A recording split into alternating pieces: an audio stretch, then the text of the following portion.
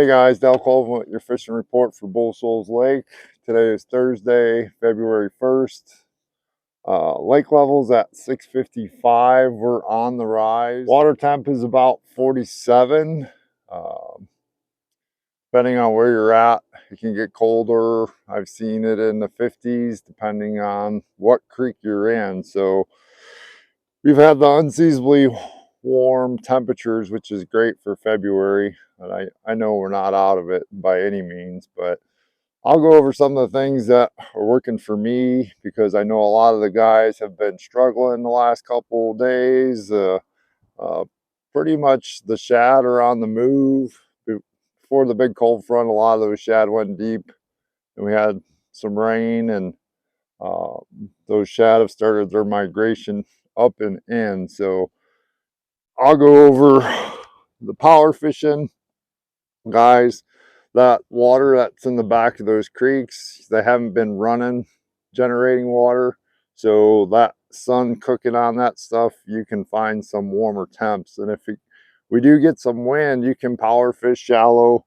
We're in the Ozarks, so the wigglewort, rock crawler, flat-sided, square bill, those are working, guys, but you want to know when to go back there. If it's flat and bluebirds, you're probably going to struggle a little bit. That's just the nature of the beast. But if we get wind and clouds and it's warm and you want to go crank, there's some fish to be had. Target the channel swing banks, the steeper 45-degree banks, the bigger rock. Those are holding fish anywhere where that wind's hitting that stuff square. If you go halfway into the creek and you start seeing that temperature change, just pay attention because it's either going to get colder or it's going to get warmer. And obviously cold, dirty water is not a good combination. But the jig, a beaver style bait, and a shaky head, those are working. A lot of those fish that if you get around the shad, they're not out in that 70-80 foot of water.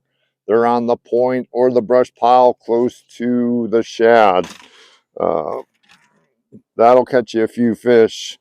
The jerk bait bite, again, guys, it's kind of the clear water kind of deal, but the jerk bait will get you a few bites. The mega bass +1, +2. The smaller profile baits seem to be working a little bit better for me.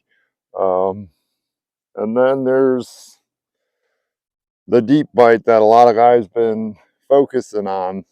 I love to go snipe them out in the middle of the lake just like the rest of the guys, but it has definitely gotten a little bit tougher depending on where you're at in the lake.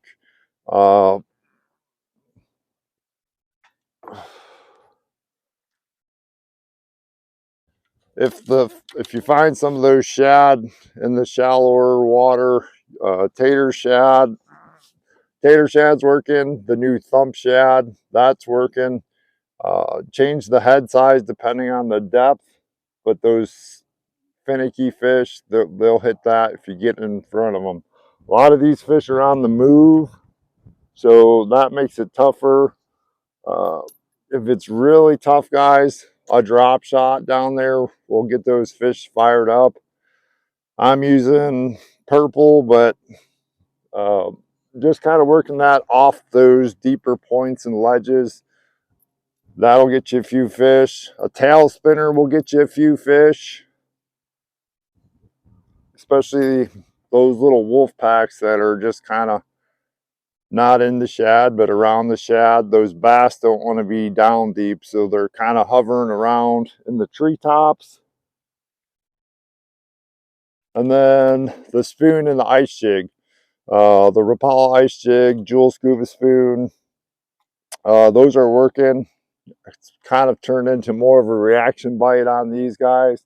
I'll pick those up, especially if I find that the shad are getting pinned on the bottom, and you may pick up a walleye or something else on accident. Guys, it's February.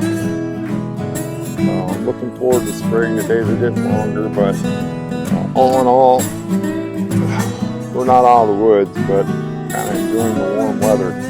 Guys, I do a fishing report for Game and Fish every week to 2 weeks throughout the year. So if you don't see it on here, be sure to check it out on Colvin Fishing on Facebook and Instagram.